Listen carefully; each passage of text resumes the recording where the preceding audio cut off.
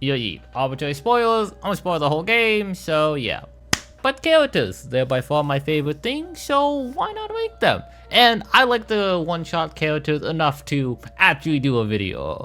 I'll actually do a video about them. So yeah, Alula goes into like, I liked her. She was, you know, that little sister. She was like, you know, naive but curious and like helpful, and she was just really cheerful and playful. And I really like that. You know, I really like voicing some of her lines. Like, oh, you know, she's such a weirdo, like fish. So yeah, you know, I kind of just liked voicing her, so she was kind of fun.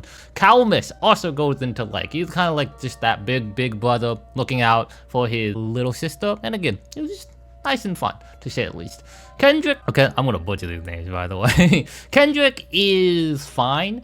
I think he's an interesting. I think he's fine in my opinion. It's just like, I liked his like smile reaction to like Niko's reaction to that. That was neat, but I think he's not really that developed, or I don't really enjoy him that much to put him in like. So yeah, Kip is kind of the same thing. She's kind of just a character that's there. She's chilling. I can't really say much about her, to say the least. But Lamplighter, I do like Lamplighter. He has enough of a personality of like, oh my god, I'm missing so much time, I must go back to work. That type of deal. Or you know, like when we barged in, or like when he's thinking during the elevator, he's like, wait, you can hear my thoughts? And then later on, when we like break into his house, he's like, oh my god, did the savior gods break into my house? And then you know, we obviously read his mind again, because you know, it's text file, and he said, it happened again. You know, I find those two scenes were like really fun for me, so I really like that. So that's why it goes into like Ling, I believe. I've already forgotten. He's chill. He was just the calf worker, and he offered Niko pancakes when he whatever wanted them. And I thought that was a really nice scene, even though he had to just see you know, the Messiah like teared up a little bit. He's like, there. He really didn't understand the situation, but that was fine. Magpie goes into like, I like his weird trading personality. You know, it was kind of just the main one. Like this has to go, like a lot of them has to go with like hand in hand with like Niko. But I liked Magpie, you know, when Niko's like, oh, but I couldn't give someone's baby away, especially not to a bird. And then, you know, Magpie was like, hey, I heard you. You know, why? And I think he was an interesting character to go into, like, to say the least. Maize is just that tragic, sad character, you know, where it's just like you can't save her in basically any of the routes. You can't save her specifically, but though you give her the sun in the normal run, and then, you know, she at least dies, you know, with being able to feel the sun, or she died in the solstice run trying to make a path for you. Either way, she died either way, and it's kind of tragic. But of course, at the ending, if you do her side quest correctly, she does either sprout again, or there was a new like guardian spirit. It's kind of up to your interpretation, either if she was like reincarnated / reborn, or this is just like her offspring. It's kind of up to your interpretation.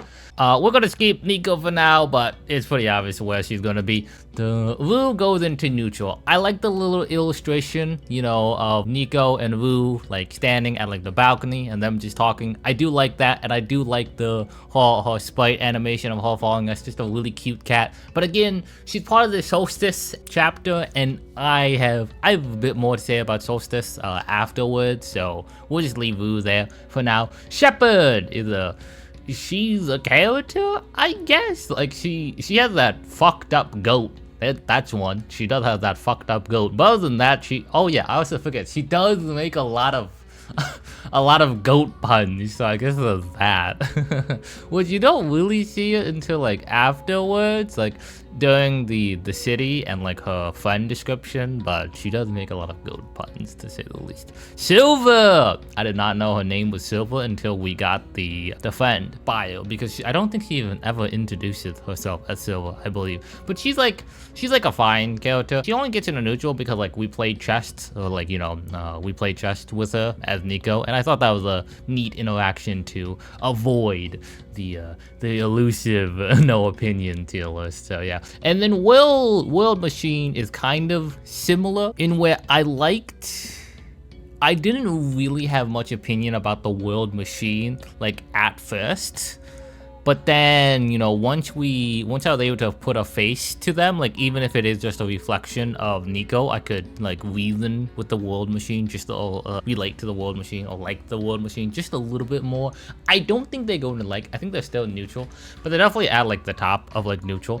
Like they're so close, and I do like it. Like after you've beaten the solstice ending, like it gives a bit more context of like the world machine for me. Like, oh, you know, oh, why are you back, Sky? And you know, oh, I could replay it, but those would just be memories. You know, they're not actually the real thing. Niko's already gone. I do like that context, but I think the world machine in general just isn't delve upon enough. I think the world machine is close on being like, but they're too much of an AI for me to like get behind, I guess. Before, like only after solstice, I'm like, oh yeah, you know, I kind of, you know, can see why. But before then, I'm like, yeah, the world machine's kind of just like an AI that's like wants to help Niko out, but like, you know, doesn't really know how to do it. So yeah. Next one, we're gonna go into rapid fire, even though I've kind of already been rapid firing this.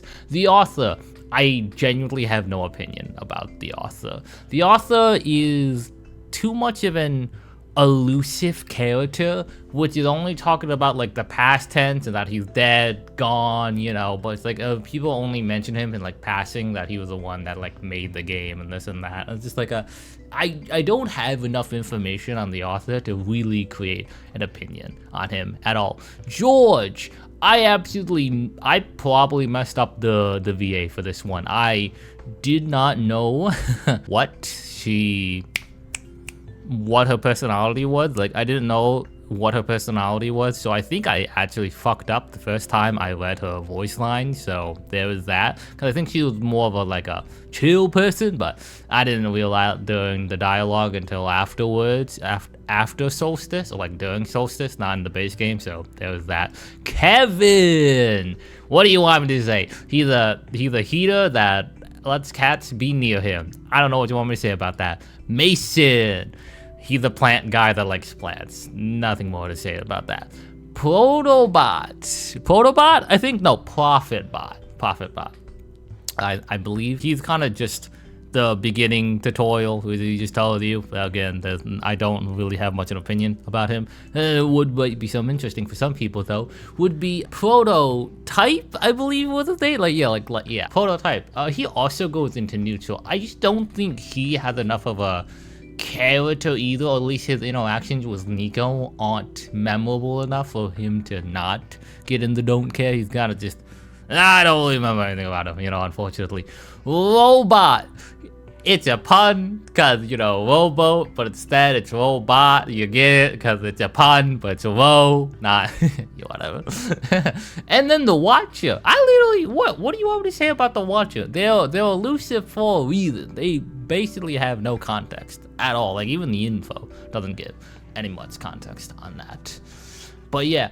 But at last, finally, last but not least, Niko easily is the favorite character of this game. You know, Niko makes one shot. If you don't have Niko at the top of your list, you're an absolute fucking monster. But yeah, Niko is obviously like the best character for one shot. Niko is one of the characters that like makes one shot. You know what I mean? Like without Niko, there's basically like no one shot. Whereas like other games, the protagonist isn't that memorable. This one definitely is. Niko makes this, and with all of Niko's interactions with like the other characters, I thought that was really cute. You know what I mean? Like Niko is just that curious child that like wants to do right, but doesn't really know what's going on.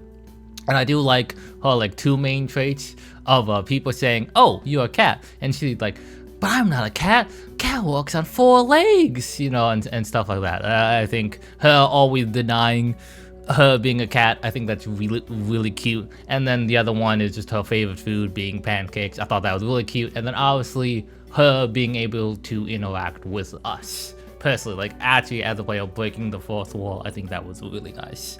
So yeah, that's the characters. Now I'm just going to like yap about the game as a whole, personally. So yeah, one shot was obviously like quite like it's gonna be similar to like my post credits, but like a bit differently since I actually have like I actually have like a thought process of it now. I think one shot is definitely a neat puzzle game to say the least. It definitely is a very neat game.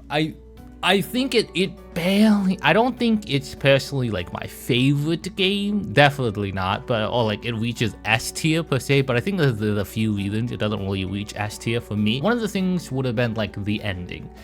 I get the ending, but again, I would have really liked it a more satisfying ending. I get the meta ending. The meta ending is that Niko is obviously real, so Niko, you know, exited the game world, exited your window, your desktop, and the outside of your window / desktop is obviously the real world.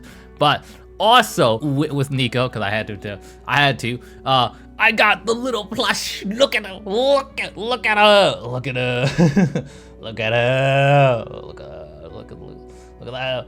Stare into your eyes. But yeah, I got a lovely Niko plush because, you know, I really liked Niko. So yeah, there's that to say the least. But yeah, so you know, she exited the world only to get right back into my hands. But yeah, no, I still would have liked it a more satisfying ending. You know, like I would have liked, you know, seeing the conclusion of like Niko's story fully.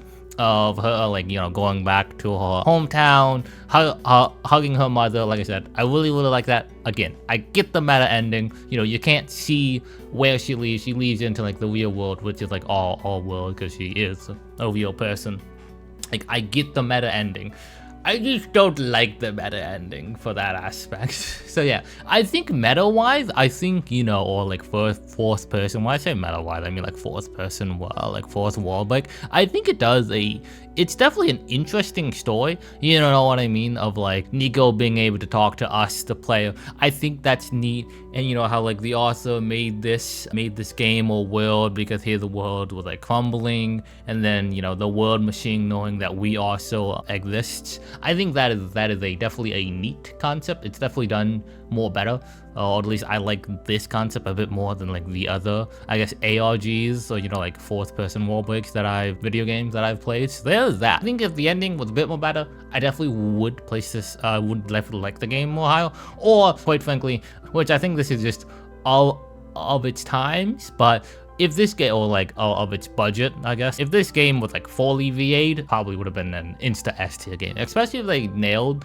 the Niko VA, whoever whoever could have voiced Niko. Obviously, I think if they obviously nailed that, then I think this game instantly would be one of my favorite games of all time. Because at the end of the day, text-based games are hard for me to do justice, you know what I mean? Like, it's really hard for me to do justice because I don't know the script, I don't know the personalities, I don't know what they're supposed to say. But obviously, if you have VAs, then you know what they are. So yeah, I think if this game was fully VA, this would have been easily one of my favorite games.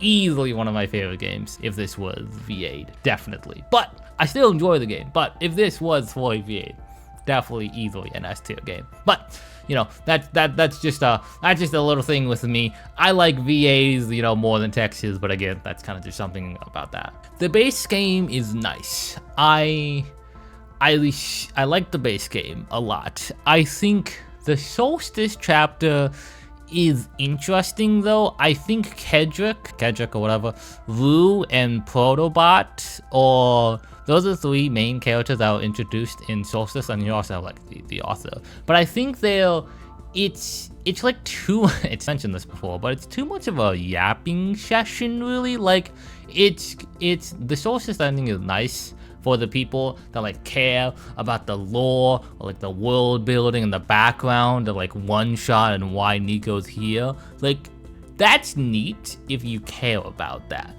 I really only did Solstice because I wanted a happy ending for everybody. With like the base game, you have you had to do the decision of like, what are you going to do? Are you going to save the world or return home? You know what I mean? And it's just like, I didn't want to pick either one. I, you know, debated on it a hot second. In the end, I I technically chose both, but it also technically didn't matter once the Solstice chapter came out, because again, you just kept repeating and you just kept coming back until the Solstice ending was finished. And when the Solstice ending is finished, that is truly canon. Like, Niko is not coming back because she has left the world. But I think overall, there's just a lot of text when it comes to Solstice. Again, if you like more of the lore and background of why all this is happening, I think Solstice is perfectly fine. But I think for people that only care about like having that happy ending or like the best ending, I do think it's a bit, maybe not prolonged, but it's just like it's just like not like really enough to where just like you have all these other characters in like the base game that you like can interact with. And don't get me wrong, like, you still interact with the characters in Solstice as well, but not to like the same degree. The Solstice ending is nice for the happy ending, but for people like me, I don't think it's actually like that enjoyable. Like, if there wasn't tied to like the true ending, I think again there's just a lot of talking and not really that. Like, the only puzzle would be for Cedric, and that's like grabbing like the gears or like fixing his plane. Other than that, there really isn't a single puzzle comparatively to Solstice, comparatively to the base game, and I do find that an interesting decision, to say the least. So yeah. But yeah, TLDR, Niko is the best character. I wish the ending was a bit more satisfying and less meta, and I wish this was V8. But yeah, that's it for this one though. Yeah, for now.